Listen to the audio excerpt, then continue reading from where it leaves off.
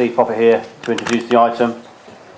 There is a fuller report within the agenda papers for those who may wish to look or to refer people to.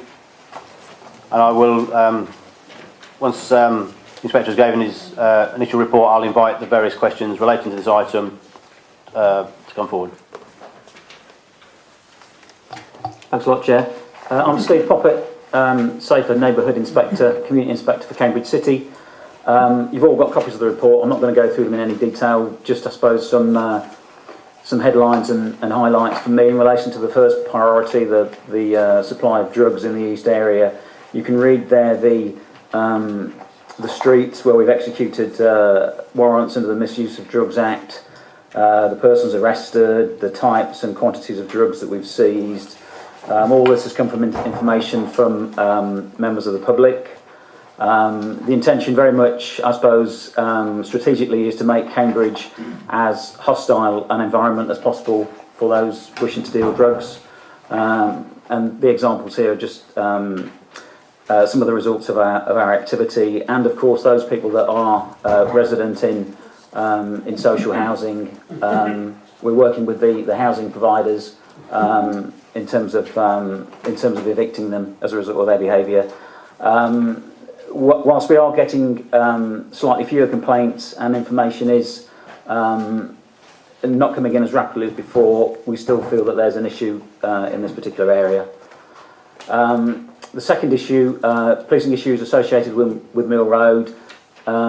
Nobody's asked me about the bus shelter. I would, from a police perspective, I would say that we deal with the behaviour of those individuals that may be abusing the facilities, and we leave that cultural artefact in place. But in relation to Mill Road, it is an important thread that runs through our city. It's been the subject of a daily policing activity, both from the East team and from our street-based antisocial behaviour team. We've arrested a number of people, used our powers under Section 27 of the Violent Crime Act to disperse groups. We've obtained ASBOs and we've locked people up for breaching their ASBO. Jason Gray is just one example. I think one of the successes has been appointing a PCSO for Mill Road, PCSO Tony Marriott, who's made his presence very visible indeed, both in terms of engagement and enforcement. So work continues with residents groups and Mill Road Traders Association and other community groups to make Mill Road as safe as we can. Whilst there have been overall reductions in the East area for antisocial behaviour, there have been significant reductions in Romsey and Abbey, and Coleridge and Petersfield remain reasonably stable.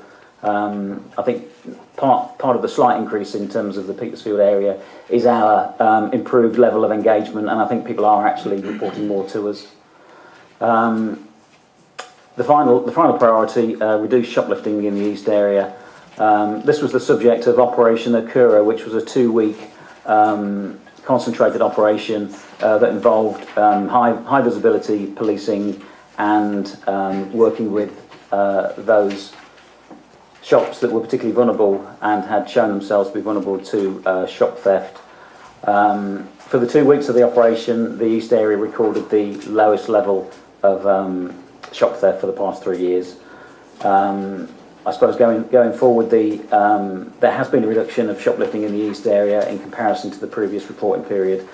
Coleridge, Romsey and Petersfield have all recorded reductions. The Abbey has seen a slight increase. So I think for the time we managed to sustain the use of resources, it worked. I think again there's probably further work to be done in relation to shoplifting. Just a couple of highlights, I suppose. There's a good reduction in total crime compared to the previous reporting period. Good reductions in antisocial behaviour compared to the same period last year. Good reduction in cycle theft. I've put in there the increase in in theft from vehicles in the Romsey ward, which is marked, but I would add that a notorious theft from vehicle thief has been arrested, and hopefully we've stalled that particular spree.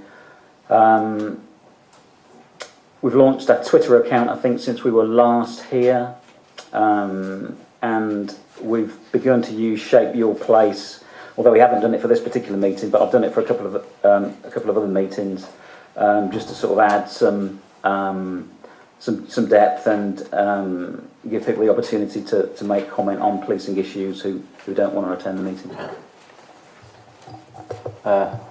Thank you.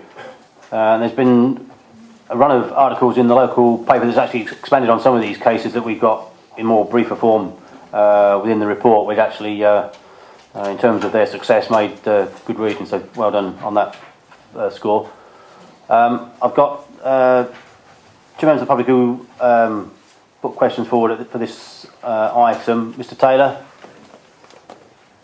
The report says that a neighbourhood alert has been launched, so I'd like to know, how is that being used in this area? I know that the public alert messages go online, but I haven't seen any that relate to this area, or in fact any relating to anywhere in Cambridge. So why am I not seeing those? And I'd like to know from councillors, how are you involved in the neighbourhood alert system? Are you receiving messages like parish councillors and neighbourhood watch groups are around the rest of the county? Neighbourhood alert is an enhanced form of ECOPS, so I think we're branding it as ECOPS 2, powered by Neighbourhood Alert. So if you received the ECOPS messages, you'll receive Neighbourhood Alert messages. So they are being used in every neighbourhood in Cambridge. So why am I not seeing them online on the Neighbourhood Alert's website? I don't know, but they're there. Councillor Johnson.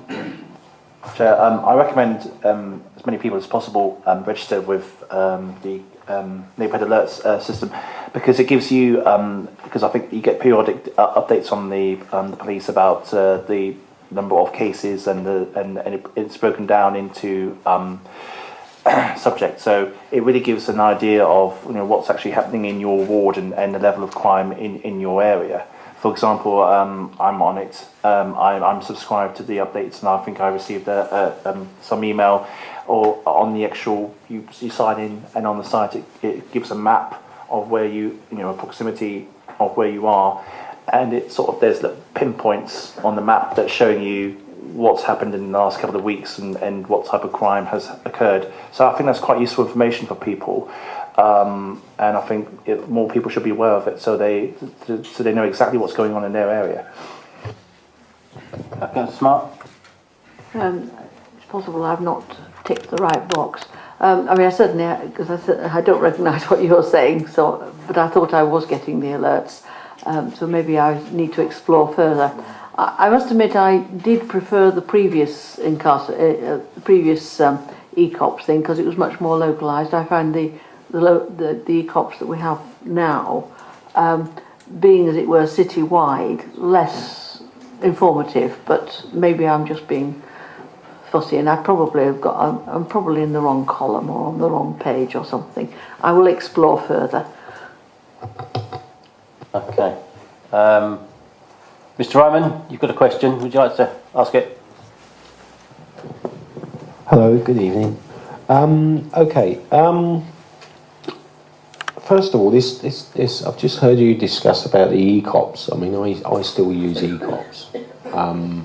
As far as this new system, I'll have to investigate it, because obviously, as a deputy coordinator for a neighbourhood watch scheme and also a business owner in the Whitehill Estate area, we are having some problems with drugs still in the area. I was just wanting to inquire, really, if it is. I've had some concerns from residents. As the committee may have recalled in February, I brought to your attention that we had problems in the Whitehill Estate, and subsequently I think there was a number of raids made in the area. Just been reading the notes on page 27 relating, which I dare say relates to the incidents and the days. But as such, the Neighbourhood Watch, Abbey Ward Residents Neighbourhood Watch Association, we've had a few residents complaining that the police have somewhat withdrawn their support, or, you know, for one we've had a PCSO disappear off the face of the planet, replaced by another one who we've been informed has promised to attend our meetings. That promise hasn't been fulfilled. Residents are getting really upset because they feel that there's no effort being made. Now the drug dealings have moved, properties is still going on, but with one resident, next door neighbour, having to ring the council to have her drains hosed out, which were totally blocked by needles. And this is an ongoing problem. It is still going on. And the question I have for you, sir, is do we have a problem with police resources in the area? Because things seem to be going amiss. I think the first page of the report indicates not only our commitment, both in terms of identifying drug misuse as a priority, but also our determination to do something about it. You know, all those addresses have been the subject of warrants. The information has come from members of the public. You know, nobody can say as a result of looking at that report that the police don't take drug misuse seriously, and they don't act on information, and they don't lock people up, and they don't seize drugs, because all that says to me is that we actually do. And, you know, if you've got some more information to supply to us, then we'll act on it very much in the same way as we've acted on every single bit of information that we have that's resulted in the warrants and the arrests and the seizures of drugs that we have. So, you know, we do take it seriously. That's why it's in there. That's why there's that whole list of different streets and roads and people arrested and drugs seized. If we didn't take it seriously, then there wouldn't be anything in there. It's just that a number of residents who come to our meetings, they're expecting to see a PCSO there. And in the last 2 months, there's been no attendance from the police. The residents are really upset and frustrated because they're seeing the rise in drug trafficking in the area yet again. And this must be seen to be doing when there's nothing being done at all. As far as if you see, the thing is, we have a lot of disabled and old age pensioners live in our ward, and they feel intimidated and threatened by these ongoings. They're scared to come forward, and 9 times out of 10, they come and speak to us. And of course, if we haven't got a physical presence at the meetings and support, they don't see that, you see, and they get upset by it. You have to look at things from their point of view, and they're taxpayers. You know, they've worked all their life, they've paid their taxes, they pay for police enforcement, and the way they see it is it's not being supplied, so they're upset. James, could I suggest you give Inspector Poppet the date of your next meeting so he can ensure that there is an attendance? Yes, certainly will. Yeah, thank you. So could members concentrate on obviously the priorities for the forthcoming... Chair, could I please ask a brief question? Yes, Ms. Sinnott? It's in relation to violent crime and the rise in violent crime and the rise in Petersfield and Abbey, for which you say there's no clear reason for this increase. So I want to know if violent crime figures are broken down by type of violence, locality, type of victim and type of perpetrator. If not, why not? And if not, don't you think it would be helpful for the gathering of data to do so, not least in relation to domestic and sexual violence? Inspector? Thanks. These reports are automated on a very simple level. We do have a violent crime task group within Cambridge City that examines trends in violent crime. We do on a daily basis review all crimes for patterns, it's not possible to provide that granular detail in this particular report. We take action on the basis of the information that we review every day. Why do you think it's not possible in this report? I'm sure I'm not the only member of the public who'd like to know more detail. Because the report is a corporate document, I don't have any influence over the composition in terms of crime types. All I can say is that we review all crimes, and if there are patterns, then through our daily and our weekly tasking processes, we direct resources to where the need is. Okay, I get that. But so, at what level can one intervene and ask for greater detail? Who decides? PCC level or? The information management systems that we have are corporate. I don't have any influence over them. If the committee want to ask for more detail, they can, and I can feed that back. However, I think in terms of the decision-making process, you could have a huge swathe of detail, and I'm not sure that it would actually inform decisions in any more meaningful way. Would help with data gathering.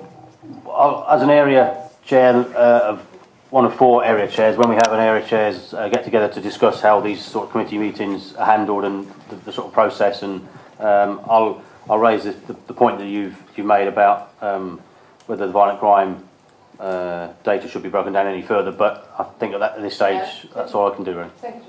A supplementary question, something that I wanted to ask. Yes. Okay. As hate crime comes under violent crime, what is the procedure for recording and documenting those crimes, and can we have more detail on it?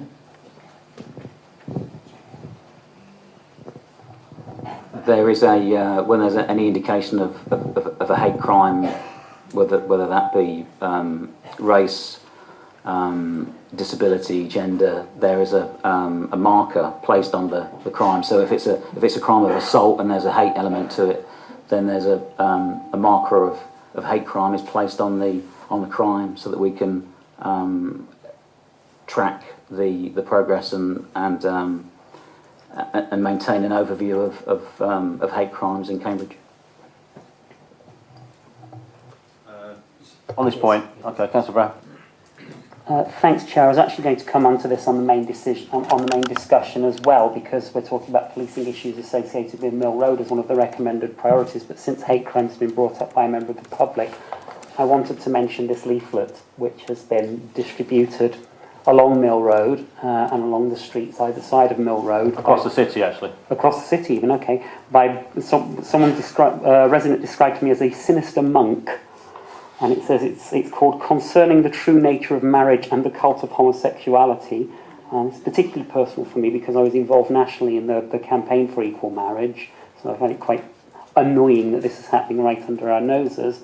And it's talking about, it's like, a penis is made for a vagina and not for an anus. It's talking about unnatural homosexual forms, that homosexual acts are acts of grave depravity, a pathological condition, sexual deviation and perversion that will indoctrinate school children, and that the condition of homosexuality can be treated and healed. Now, I've had communication from a number of very distressed residents who've received this and sort of said they've reported it to the police, and that the police were reluctant to take their reports in the first place, eventually issued them a crime number. When they checked the next day, that crime had been summarily closed. And I would like some assurance that this is being taken seriously. You know, that there are issues with incitement to hate crime. This is an attack on our whole community. It's not just an attack on LGBT people. It's an attack on people of faith as well, trying to present people of faith as bigots when that is not the case. Our community, particularly in Petersfield and Romsey along Mill Road, is very, very diverse, and it's a diversity which I think most of us celebrate. And it's very distressing to see people, presumably not from this area, come and really try and stir up hatred and trouble. And it's also disappointing to hear from residents when they have talked to the police about that they haven't felt they've been taken seriously. So I'd like some assurance that that is being taken seriously and will be looked at. Inspector? I don't know how they've spoken to. They've not spoken to me. It's been investigated as a hate incident. If anybody's got any information, then let us know. Conscious of the time, and there's still 2 items to go before the planning applications, but I've got... No, it's not. It's a comment, not a question. So. Okay. No? Joan, yes? Yes, it was just a suggestion that maybe perhaps going to a breakdown of things like types of violent crime, maybe once a year we could have a report that provides a bit more detail. I don't think we need it every time, but it might be useful at some point if we could have. I think there is a yearly report on the situation. That might be an opportunity to provide a bit more detail. Just a suggestion. I'll raise out the area chairs, get together. Mr Dunn, is that on this item? Yeah, it's about Mill Road. I'd like to know from the inspector why it is... Sorry, I'd like to know from the inspector why it is you can travel down Mill Road after nightfall at any time of the week and notice 20, 30, 40 cyclists going down that road without any lights, and also when your police officers are driving past them in their cars, they just go straight past. They haven't got the blues and twos on, so they're not going to an emergency incident. I'd like to know why nothing is being done about it. Because I travel down Mill Road quite often, and there's some cycles without lights. How can it be legal to actually sell a cycle with no lights on? How can it be legal? You can't sell a car without lights. But you can sell a cycle without lights, and it is legal. I mean, both in East Area meetings and in all the other area committee meetings I go to, North, South, West Central, when this issue comes up as an observation, as a priority, I can give an awful lot of statistics in terms of the numbers of cyclists that we stop, the number of tickets that we issue, the number of lights instead of tickets that we issue. It's a significant issue in Cambridge, and it attracts a proportionate response. So, do we do anything? Yes, we do. Could we do more? Possibly, but then we have to balance the cyclists with no lights with dealing with drug dealers on the Whitehill estate, with dealing with antisocial behaviour at the bus shelter in Petersfield. So it's a balance, and I accept that. But I don't think you should think negatively of the police just because you see a cyclist without a light. What happens if I'm driving down there and I knock one off? They're wearing dark clothing, no lights. I have it on my conscience that I have knocked somebody off cycle when you have 2 police officers down there any night of the week. You don't have to pick a night, any night of the week, and you could catch hundreds, well not hundreds, but you can catch at least 30, 40. We've been moving on to the 20 mile an hour soon. How will you be policing that? If you can't police down Mill Road, which is how many yards from your doorstep? One question at a time. Sorry, I do apologise. So just to reiterate, cycling without lights, dangerous cycling, careless cycling, cycling the wrong way down a one-way street, all of these issues we do devote resources to, we do tackle. Are we going to eradicate it? Well, I don't think we are, no. But do we expend a proportionate amount of effort trying to do something? Are we receptive to public concerns? Yes, we are. Okay, I'm conscious that, I say, we've still got 2 more items before the planning. I don't want to keep, and we're only supposed to be here to 11 maximum, if you recall. Can I refer members to page 37, which are the proposed recommendations to continue for this forthcoming quarter? Unless I hear otherwise, can I put those priorities to members to agree? Yeah, okay, thank you. Right, we will now move on to item 8, and that's, yeah, thank you, Inspector, thank you for coming.